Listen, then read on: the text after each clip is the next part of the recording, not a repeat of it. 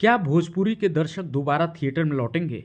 भोजपुरी वाला भैया होने के नाते मुझसे ये सवाल पूछा गया है। देखिए, मैं 4 पॉइंट इसका बताऊँगा। पहली चीज़ तो ये है कि प्रोड्यूसर लोग ये कह रहे हैं कि उन्होंने कंटेंट को बहुत साफ-सुथरा कर दिया है। देखिए, कंटेंट साफ-सुथरा से मतलब नहीं है।